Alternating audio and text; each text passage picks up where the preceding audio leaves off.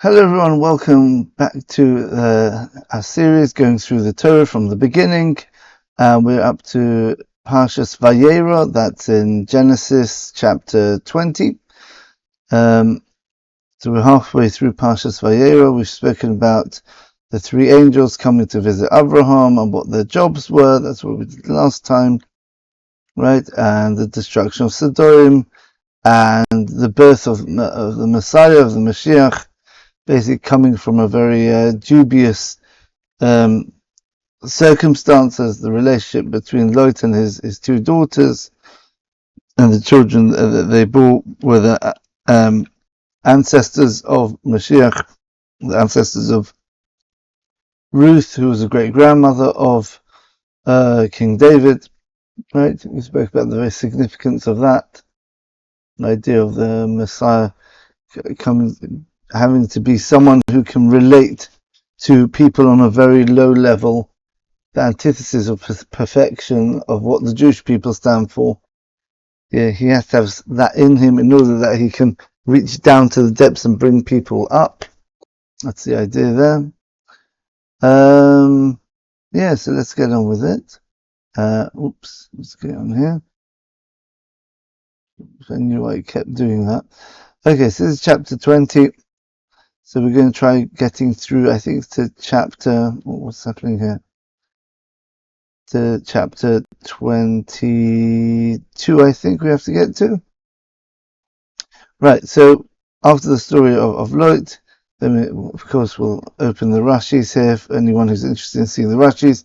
Again, you can look at it at chabad.org in the library section, Bible CDO, or you can just Google it. That's how I found it. It's got basically the whole of Tanakh here with the translation, and Rashi with the translation is an extremely useful tool, this.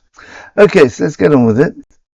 Avraham Arza Negev. So what we're talking about here, yes, we're talking about Avraham travelled to the south, right, and he dwelled in a place called Gerar, which is very similar to basically like where the Gaza Strip is today.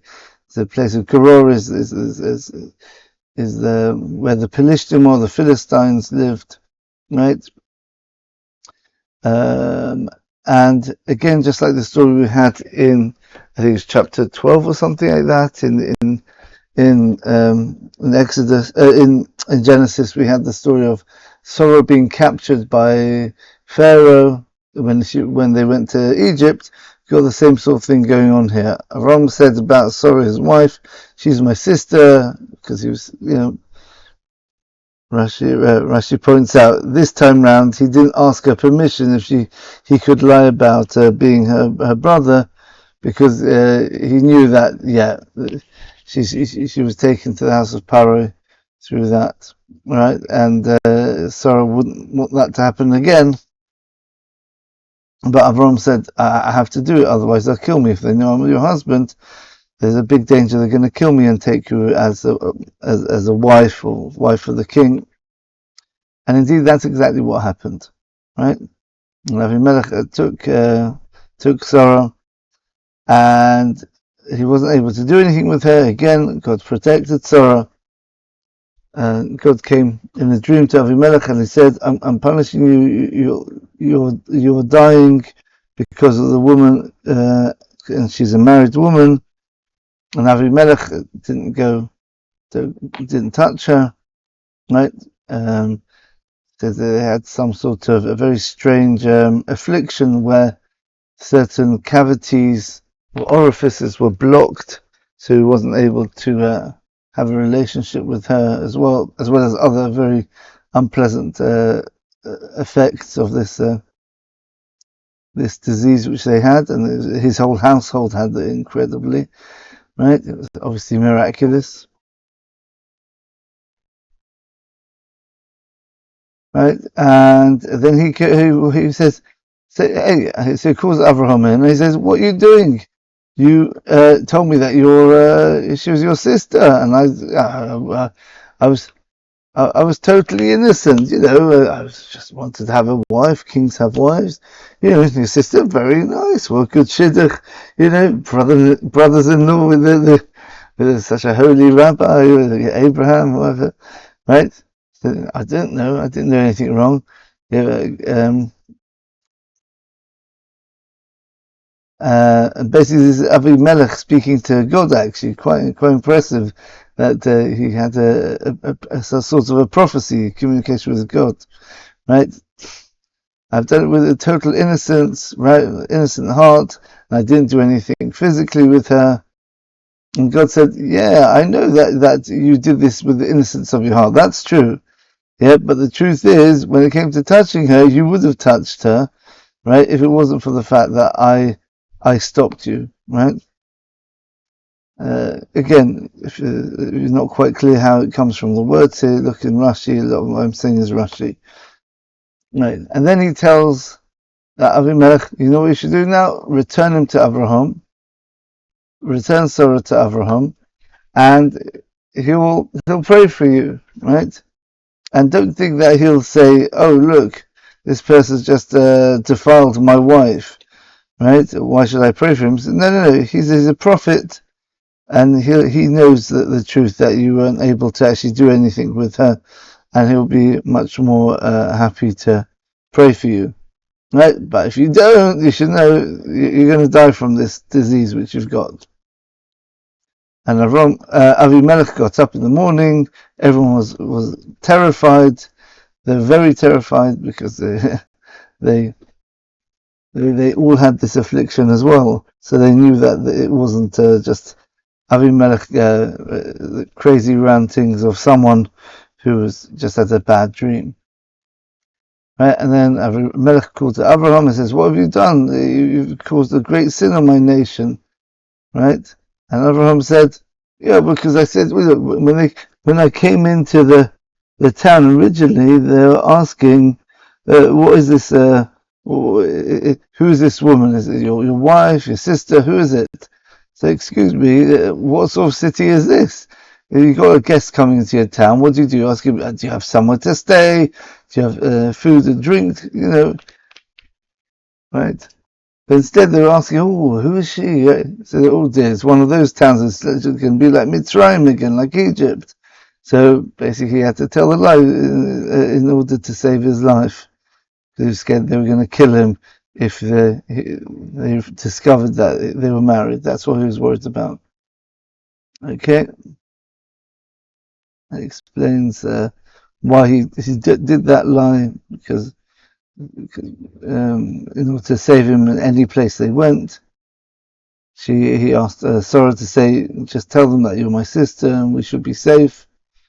So therefore Avimelech said, "Fine, okay, here." He gave Avraham lots of presents, flocks, servants, and he gave him back Sarah, his wife, right? And he said, and as opposed to with Paro, as Rashi points out, he was scared. He was scared that Paro was scared that the Egyptians, even though he learnt his lesson the hard way by having that terrible disease back in chapter 12, he was scared that he'll still get in trouble because the people of his nation were very into lewdness and promiscuity. Right, so they're scared that they would do something with Sarah. So he told Avraham, Paro told Avraham, "Get out of my country." Avimelech wasn't so bad, right? Yeah, he was definitely interested in promiscuity to an extent, as he saw before. The first thing they asked Avraham when he entered is about his wife, but he wasn't too scared that there was going to be any further problems, right? Right, and to Sarah he said, "Look, I've given a lot of presents to your brother." He said jokingly, "Yeah, your brother, so to speak, right? As a proof to show everyone that I'm not just taking advantage of you. I used you, and now I'm just after I violated you, I'm giving you back to your husband." Because someone who did that, who was just like, you know, who would be totally disrespectful of the husband and the wife, right? But instead, he's saying, "Oh no, I feel I have to give you something to pacify you. Something terrible has happened." Yeah. So this shows that I didn't do anything with you, and I was forced to give you back. So that's why he gave all these presents, to show that he didn't actually do anything with Sarah, and Avraham will be Avraham must be happy to pray for Avimelech now as well. Right. So then Avraham actually davened to Elokim, and God cured Avimelech and his wife and the handmaidens, right? And they gave birth. What does it mean they gave birth? Right? As it explains over here, where does it explain the actual disease, what it was? Go back to this verse over here. Verse, where is it? Yeah, verse 9. Yeah. What have you done to us? What have we done? Because you brought a great sin on our nation, right? Things which should not ever be done, you have done with me. That's kind of what Avimelech is saying there. What does it mean, things which should not be done? Rashi points out an affliction which is not normal to happen to any creature has come because of you, because your wife. Atziras kol covid, the blockages of all the orifices. Shel zera, that's the semen, that's the male organ. Shel ketanim, again that's urine as well. There's two different channels there in the male organ, right? Uri, and also going to the toilet number 2, as they say. Was nine b'chotia. Not only that, they couldn't relieve themselves below, but their ears were blocked and their noses were blocked. So they had to breathe through their mouth as well. So it was very, very unpleasant. And that's what we're told about this disease. And this is what's happening now. And Avraham davened to Avimelech, davened to God on behalf of Avimelech, rather, right? And they gave birth. That means those holes which were kind of blocked up were now relieved, and they were able to give birth, i.e. they were able to go to the toilet, right? Because God blocked all the wombs, literally, in the house of Avimelech, because of the word of Sarah, the wife of Avraham, right? Because when as Rashi points out, that Sarah basically told the Malach, the angel, to smite Avimelech in order to stop him doing anything not good. Now, it's a very interesting idea in this chapter. What can we speak about here? The idea of Avraham davening, right? Avraham daven. This is the first time I think we had earlier. Avraham davened. He prayed on behalf of Avimelech before he prayed on behalf of Lot. Right? We see a pattern here of this new concept of someone praying to God, right? In fact, the Talmud says the first person to properly pray to God was Avraham, maybe using certain names, right, of God. So the idea of one of Abraham's novelties he brought to the world was the connection of God with the physical world. That means before Avraham, there was a rift between the spiritual and the physical dimensions. Right? As we pointed out before, there were some very spiritual people who were living at the time, like Shem and Ava, Shem the son of Noach, and Ava the great-grandson of Ava. But these were very spiritual, ascetic people who despised the physical world and just wanted to connect with God and didn't want to get sunk into the physical realm at all. Whereas Abraham, what he brought to the world was the idea that God's in this world. He wants this world. He wants the holiness of this world. So until Avraham, there was a sort of a rift between the spiritual dimension, the physical dimension. If you want to be spiritual, you've got to transcend above this world. This was not a place of spirituality.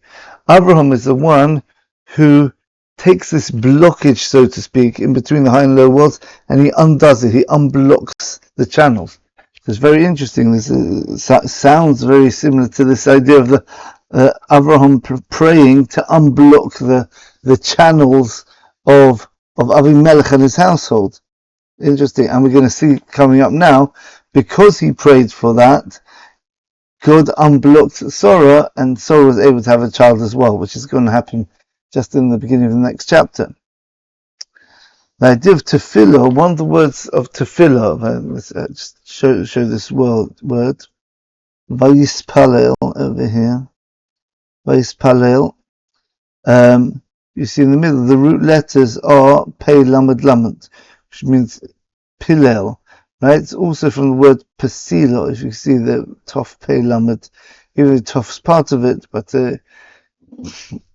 we see later on in chapter, I think it's 30 or something like that, in Genesis, we're going to see that the reason why one of the children of Jacob was called his name, Naphtali, is because of the Lashon Tefillah or Pesila. Pesila means when you make a wick, like having Hanukkah coming up soon.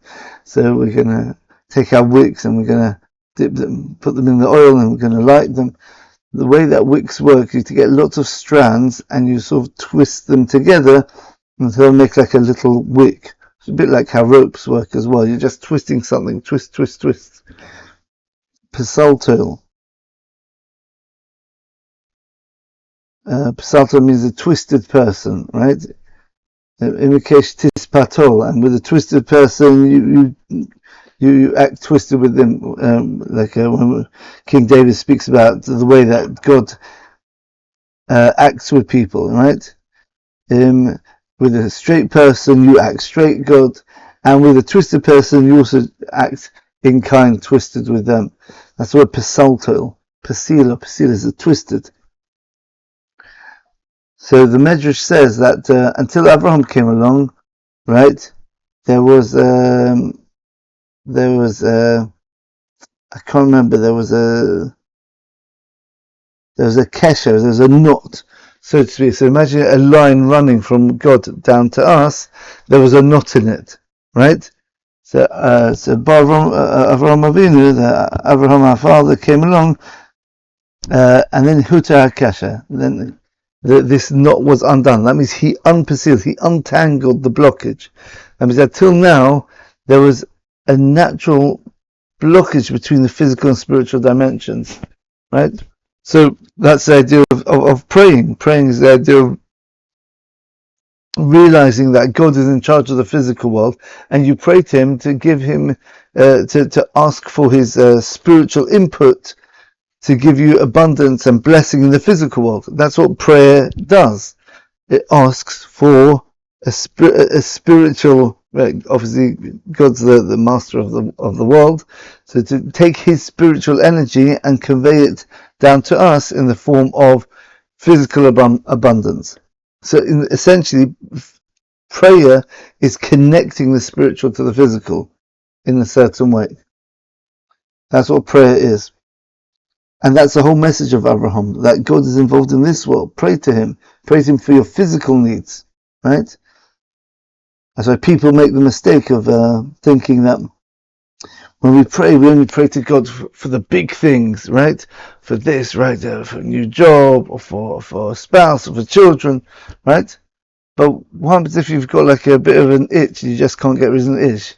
Pray to God for that. Or maybe something trivial, say, oh yes, I've got to pay this bill and I just don't have the head to do it. Can you just arrange things so like it can get paid a bit easier, right? Even the most trivial things you can ask God, because God is in charge of everything. And if he gives you an inconvenience in your life, it's a hint to tell you, connect with me, right? I've given you another opportunity to connect with me in a different way. Reveal that even the most trivial things in the world are here for a reason, because they could create infinite possibilities, connection with God itself through the most trivial things, right? Right? Got a squeaky door, right? Please God, help me find that oil can so I could just get rid of the annoying little squeak. Yeah. That's the idea. So that's Avraham Vayispalel. He prayed to God, right? And that's Hutar Kesha. The word tefillah and pesilo are connected. Tefillah meaning prayer, and pesilo, which means a wick which has been twisted. So Avraham comes along, he undoes the twistedness. Hutar Kesha, the knot, that knot which is a blockage becomes unblocked, and God's abundance and divine flow flows into this world because of Avraham's prayers. And indeed, you have something very poetic here, because the prayer to let the flow of Avimelech and his household's bodily functions, they were able to flow now and not be blocked up. Another quick idea here. Maybe we could pick up it on another time. We notice an interesting thing, the way that Avimelech, he kind of said in a sort of a backhanded way, he said, "Oh look, I've given you a lot of money to your brother," she said to Sarah. Yeah, sort of like a joke. Yeah, brother, we all know that you were lying about that, right? Apparently, I heard that the Philistine, one of their main characteristics was letzonos. Letzonos means mockery, making jokes of serious things. So, yeah, so that was kind of go well with this idea that this unusual way of talking. We usually don't have any sarcasm in the Torah until then. Maybe the first time anyone was sarcastic in the Torah. I can't think of another example. Yeah, maybe with Kain Gadol Avnim say, is it too much for you to bear my sin? Right? He said that. Right? But here you got this idea of sarcasm, maybe with Avimelech, which is interesting because humor comes into the next chapter, and that is chapter 21. And God remembered Sarah as he promised. Right? And why is it brought straight after the story of Avimelech? Rashi points out, because anyone who prays for his friend, and he needs that thing as well, he's answered first. Right? As Rashi points out, if you read the syntax and the precisely of those verses, it implies that she already became pregnant before he healed Avimelech, right? So that means that Avimelech gave Avraham back his wife Sarah, right? And then Avraham prayed for Avimelech, but before Avimelech was healed, Hashem remembered Sarah, and she became pregnant with Yitzchak from Avraham, right? So you see again. Right? You see this idea of how prayer works. Avraham, he was the one who brought the challenge down. He's the one who kind of went up and opened the gates of heaven, so to speak, of birth, because that's what he was praying on behalf of Avimelech and his family and his household, that they would give birth to their blockages or whatever, or maybe literally their children, if there are some women who need to give birth there, right? He went up and opened that gateway, and that he was the one who caused this blessing of birth to come into the world, at least specifically for Avimelech. So I think the Maharal explains that the way this works is because he is the one who's opening the gates, that flow goes through him to the person he's praying on behalf. So that means the divine flow hits him first. So that's why if you pray for someone else and you need the same thing, you get the answered first because it comes to you first, because you are the conduit for that thing itself. It's only after it passes through you, then it goes to the other person. It's a nice idea there. And she gave birth to a son, and she called it Yitzchak. Right? Yitzchak we're going to see in a couple of verses' time. And he was the first person to ever have circumcision on the 8th day. Yitzchok, his characteristic is perfection, right? Avraham, his characteristic was kindness and just going out. Yitzchok was total self-control and absolute perfection. So, understandably, when does he have his bris milah? He has it on the 8th day, which is the precise day, the day which is mandated in the Torah. That is the primary day to fulfill the obligation of circumcision is to do it on the 8th day. We might speak about this another time. It's very interesting why the 8th day. At least scientifically, they've shown that the first few days of a baby's life is starting to develop its system for congealing blood. Right, the blood's starting to come and flow in the body. It's not quite up to speed yet, and it builds up. I think every day, so it doubles or something like that. And on the 8th day, it actually sort of overclocks, if you want. There's actually more than there's more coagulant in the blood on the 8th day than there is even after the 8th day. So that actually scientifically the best day to do circumcision is actually on the 8th day, where it's got the best healing potential for the circumcision. Very interesting. Yeah. Obviously that's not why we do it, but it just shows the idea of how the Torah's commandments align with physical reality nicely as well. They work hand in hand. Of course, because we understand nature is just an expression of God's action behind the scene. So it's not that nature is something separate. Nature has to resonate with the Torah. Indeed, we see that example here. And Avraham was 100 years when he had Yitzchok, so the 100 years difference between them makes it very easy to work out dates later on. You just add 100 on to work out where Yitzchok will be Avraham's age. We'll see that later. And Sarah was 90 years old. And Sarah said, "Tzuchuk, laughter or joy, also li'elikim. God has made for me kol hashemir tzachakli. Anyone who hears about my blessing, I had this amazing miracle, a 90-year-old woman having birth, everyone would laugh with me, right?" And Rashi says that actually there were many other people who got their prayers answered on that day, and there's much laughter and happiness in the world. And that's obviously connected with the name Yitzchok. Yitzchok, in fact, you almost see his name here. It's literally the same letters as Yitzchok. Kol hashomea, anyone who hears my news, my good news, Yitzchak li, will be happy for me. Right? And that's literally the word Yitzchok, just with different vowels. So it's not, okay, so it's a play on words there. Right? And eventually he grew up, he was weaned at the end of 24 months, and he became sort of independent. And independent of he didn't need to be fed by his mother after 24 months, right? Right, what's the idea of tzuchoik, the idea of laughter? We saw in the last lecture, we saw that Sarah laughed when she heard the news, right? And that was a bad type of laughter. We saw at the end of chapter 17? End of chapter 17, where I think that was a circumcision one. Is that right? Yeah, I think so. Chapter 17 is the one about circumcision.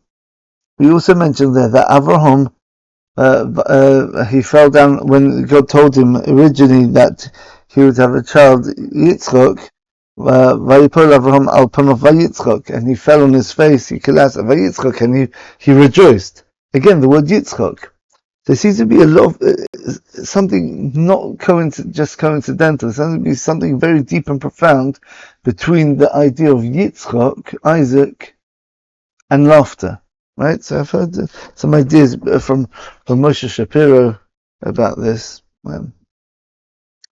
What is the idea of laughter? Laughter is the idea when you see something which seemingly is going one direction, and it's usually a negative thing, right? And then, well, you can have a bitter laugh, right, which is like ironic laugh, where things that you thought were good and then it turns the other way around. It's the idea of contrast. You thought something was going to be this way, and everyone's thinking, oh, I feel so bad for that. And you see the thing, not only does it turn out good in the end, but you see the thing which was causing the problems, the tragedy or the inconvenience or whatever the bad element of the person's life was, turned out to be the very thing which gave him success in the end. Right? This is very, very deep idea. It's connected with the idea of Gilu Yichud, which we spoke about in the Keystone lecture. So obviously Keystone lectures must be very deep and fundamental. The idea of when, so let me illustrate it a bit with an example. If you have, think of an actual example. When you have, we had this recently, this seems to be a pattern in politics at the moment, where it hasn't turned out so brilliantly based on this idea, but you see where the potential for this idea to come out is. We see that, for example, without getting too political, but Donald Trump, he lost the 2020 election, right?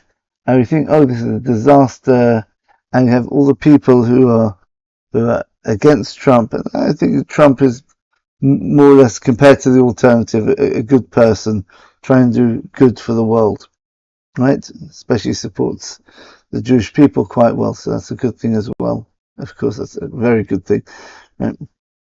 So when he lost that election in 2020, and it seemed he would be sure he was definitely going to win it, and then something went wrong. You had all the shenanigans with the vote rigging and the mysterious votes which just happened to appear out of nowhere for his opponent. We think this is terrible. What's going to happen now? It's going to be a disaster, right? It's the end, right? He was the last hope for fighting against the big blob, the big swamp, as they call it, right? And now the Liberals are going to take over. They're going to pack the Supreme Court and things like that, and the Conservatives will never get into government again, right? But what actually happened was, right, because they pushed so hard their anti-Trump agenda, everything which Trump stood for, like basically making the country prosperous and things like that, they went so far against him that even people who supported them, the what are they called, the Democrats, they started waking up and saying, 1 minute, very nice, Trump's an evil person, but I was making much more money, I had a much more comfortable life under Trump, and now they're destroying the economy, got all these immigrants coming in, the crime rates going up, right, which is a pattern, which there's a correlation between illegal immigrants and crime. And they said, we're not interested in this anymore. So because they pushed their policies so hard, if they were clever, they would listen to this lecture, for example, they'd do it subtly, they'd be basically quite moderate, and they would, in an insidious way, they'd add in like a venom of a snake, where you might not detect it, but it slowly seep up the body and eventually kill off the body. If they want to transform a country into a communist country, for example, you do it bit by bit. You don't do it too quickly, right? But they're thinking, hey, we're in total control. Yeah, we're the ones in charge. We won this. And they got arrogant. But as they say, pride becomes before a fall. So what happened was they got too arrogant, right? And they pushed their policies way too hard, way too quickly. And that caused a backlash for everyone to wake up and realize, hey, what's going on here? Right? And now Trump is in, if they would have waited, they wouldn't have done the election fraud in 2020. People can leave comments if they don't agree with that, but I think it's pretty, very, very, very clear evidence there's massive election fraud there of different sorts in different places. But if they wouldn't have done that, 2025 now, he would have been out of office. Yeah? And who knows, maybe another Republican would have been in, but it wouldn't be Trump, the one who everyone hates. So now it turns out that Trump's having influence not 8 years, but he's having influence for 12 years, because even the 4 years, yeah, he was gathering support and converting people over to his way of thinking, or revealing that, people really want. He's a populist, so he does what people want generally. So it turns out that the very people who didn't want Trump to be successful are the cause of him to be more successful than ever. That's something to laugh about. That's the irony. That's what tzechoik is. Tzechoik is when you see something where it seems to be totally tragic and disastrous, a total calamity happening, and you can't see any way out. And then it's revealed that this very calamity is actually the seeds of something way better. That's something to laugh about. And that's what the woman in Eishes Chayil, in Proverbs chapter 31, the last chapter there, she laughs at the last day, right? What's the idea? When a woman gives childbirth, a person comes in and sees a woman in childbirth, he thinks this is terrible, right? Some terrible disease has happened to her, and then she's screaming away, or breathing in the gas or whatever it is. Yeah, you think it's a terrible thing, and you feel so bad for her. Yeah, but she knows deep down every push which I'm giving to get this baby out, right? All the pain I'm going through, it's all going to be worth it, because it's through the pain itself which is going to cause the birth. So she laughs at the last day, right? The final day, that's when the laughter will come. Say, wait. Don't feel too sorry for me, because I'm going to be the one who has a child at the end of this, right? Whereas the people who don't go through this painful procedure, right? They won't have the beauty of a human being, which is their own child, at the end of it. So it's that's the idea of tzechoik and laughter. So, right? Like God, we spoke about in the Sukkot lecture we had recently, the one in my sukkah. So just look for the thumbnail, you see the background of my sukkah there, right? God laughs. He dwells in heaven, and Yitzchak, yeah, he laughs at Gog, right? Gog's coming with his massive armies against the Jewish people, against the Mashiach, right? And God said, "Love, yeah, let's see what you do. Yeah, you're going to cause your own downfall, right? Everything I'm doing here, I'm letting you get away with this in order to seal your own fate. You think you're going to rebel against God? Well, you had the chance until now, but now you've done that, you're just going to cause your own downfall." So God laughs, because he knows they don't have any power. Yeah, God's the only one who has real power in the world. So that's the idea of laughter there. Now, how does it connect with Yitzchak? Yitzchak, we know, we've got the three primary attributes of God, which are kindness, justice or control, and mercy, right? They correspond to the three patriarchs, Avraham, Yitzchak, and Yaakov. So Yitzchak corresponds to justice and perfection, like we mentioned earlier. If you think about the process of this world in terms of those three characteristics, you can order them slightly differently in terms of our relationship with God. When God creates us, that's purely chesed, kindness. We don't deserve anything at all, because we haven't even existed yet. So the fact that God creates us in the first place, that's chesed, that's Avraham. We're meant to get to perfection, which means we work really hard through our lives and we deserve everything we get, right? As I did through us fulfilling the commandments, through the mitzvahs, being good people.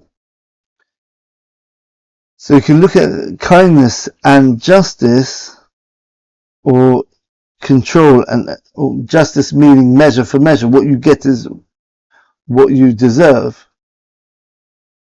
So we start off, God treats us with kindness, then eventually he treats us with justice, right? The way you get there is the third one. What's the bridge? That's Yaakov, Tiferes, or Rachamim, mercy, patience, right? So God says, okay, start earning, right? I only got 5% there, God. Don't worry, I'm not going to destroy you. You're trying, keep going. Mercy. I'll go at your pace, right? I'm not going to rush you. You do what you can, the pace you can, right? Eventually we get 80, 90, 95, 99% perfect. Eventually you get to absolute perfection. That's when basically the world finishes and it transforms into the world to come. Now everyone's earned their reward and we can actually experience our reward. Like we spoke about the very first lecture on this channel, how exactly that works. So the idea of Yitzchok is the idea of looking at all of a person's life, all the trials and tribulations, all the suffering he's gone through. You think, what a depressing world this is. But then when you see, and you see non-Jewish nations who don't get the message right, they're laughing at the Jews. Look at them, downtrodden nation, right? Oh, God's rejected them, or whatever they happen to say, right? Right? And we're the ones in charge. We've got the world for ourselves. Fantastic. But what's really going on? The Jewish people know is all part of God's plans, right? He's doing all this in order to keep us on track, to help us perfect ourselves, right? If we would be getting abundance of physical pleasures in the world, then we would become spoiled, right?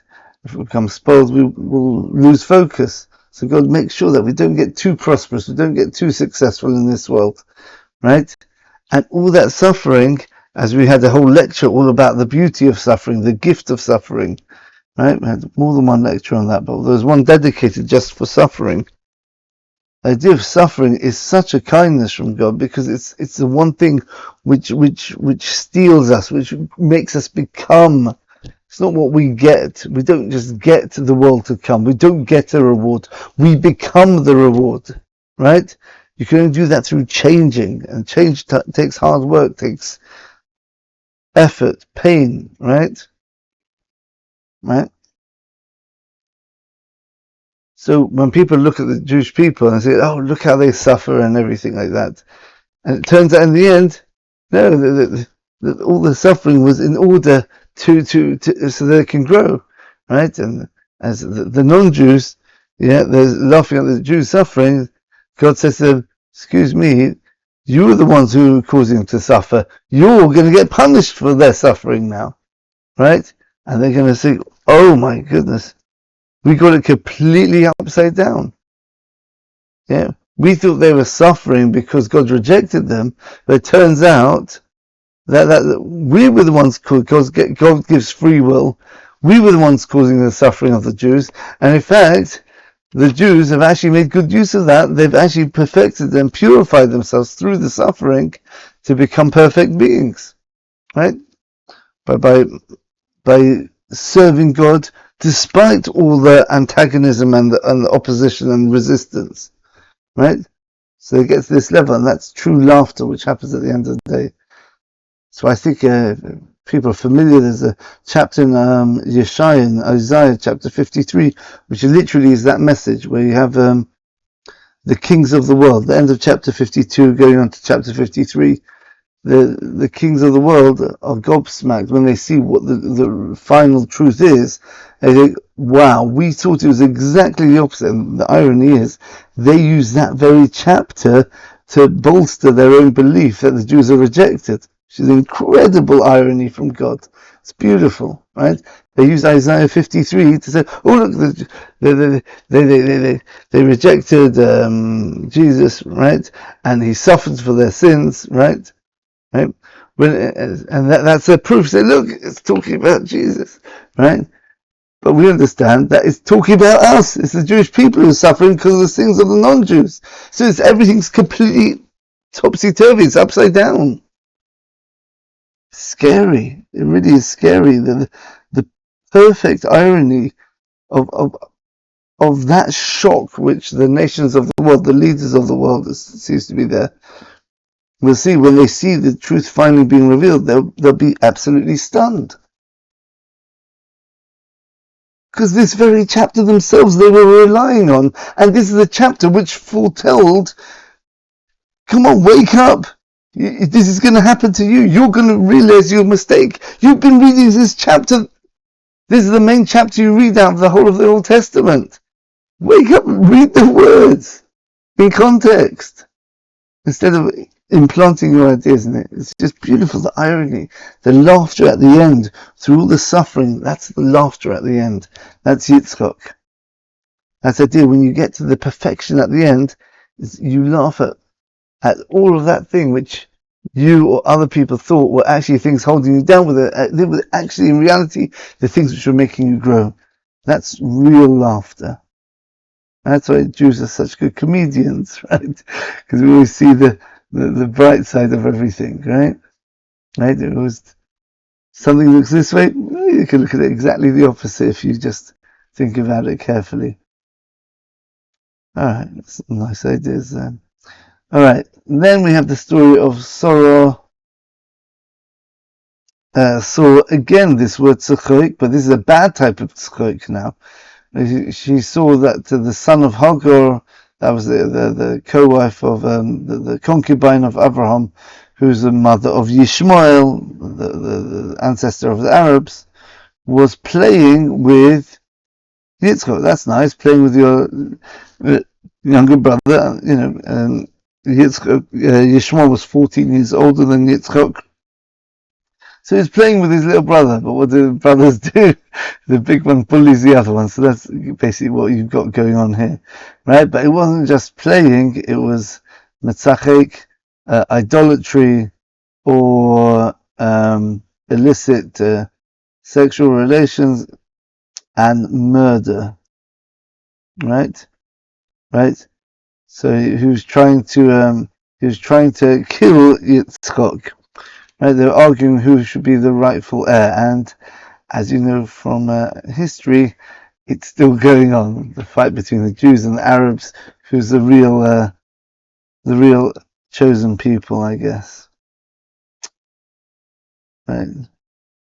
So Rashi points out here what they were arguing about, and Avraham was very upset about this. Right. Either that Yishmael had become such a evil person, right, or that he was told to send away his son, right?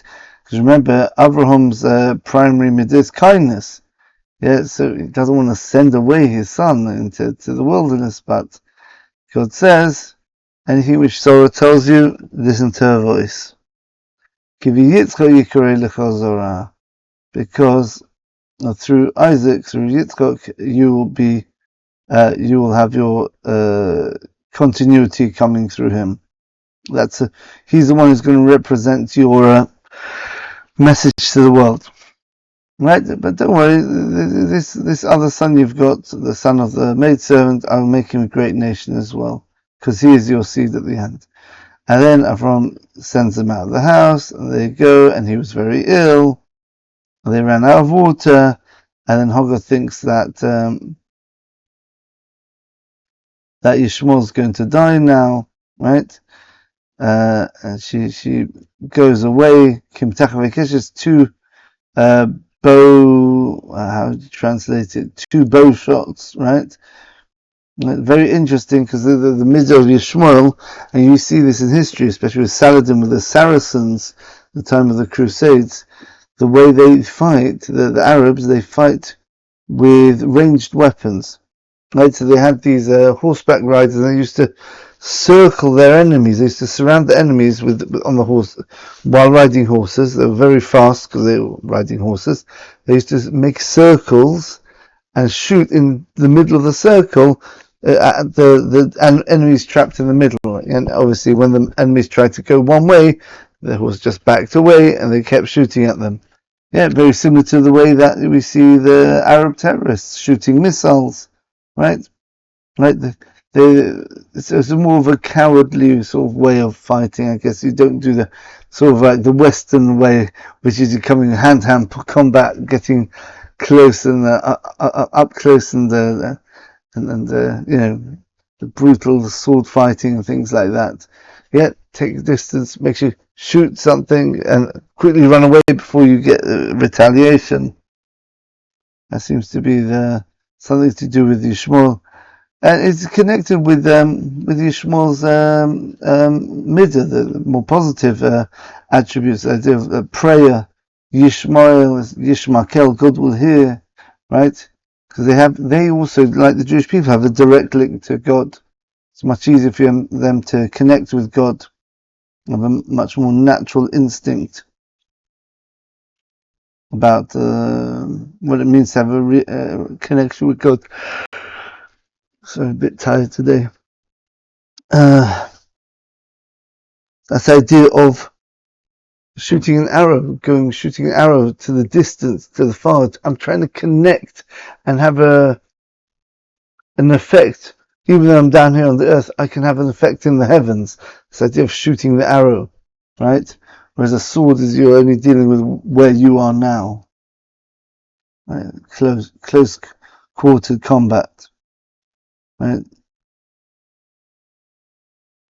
So it's interesting. So we use this description to describe how far Hagar went away from Yishmael in order not to see in his demise. 2 bow shots. Why 2? I don't know. Interesting. Right. And then it says, and God listened to the voice of the young boy, and he called out to Hagar, and he said, "Don't worry, God's heard the voice of the na'ar, of the child, even though she was crying." So we assumed that she was praying as well. But God listens primarily to the actual person who's suffering themselves. So if a person is not well, he needs help, right? Some people go to a great righteous person to pray on their behalf, but the truth is, if you're able to pray yourself, God will listen to you more than even a very holy person praying for you.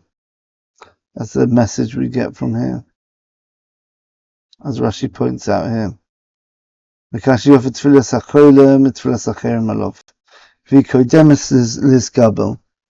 It's the first to be accepted, as it says here. So he tells Hagar to pick up the lad and make him into a great nation. And what happens?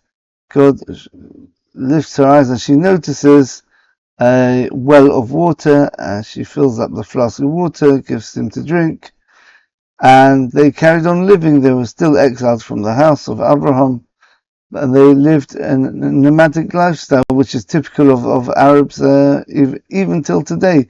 Even with all their wealth and everything, there's so many Arabs living in a nomadic sort of